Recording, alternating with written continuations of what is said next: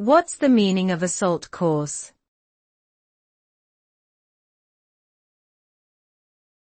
Assault course.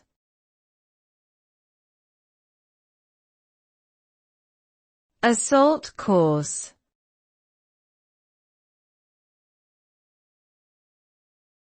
Assault course.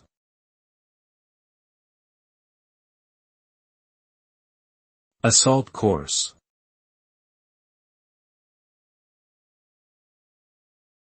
An assault course is a physical obstacle course designed to test a person's strength, agility, endurance, and mental toughness.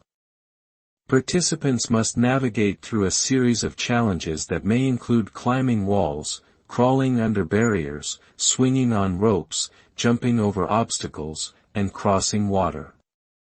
The goal is to complete the course as quickly as possible without falling or failing any of the challenges.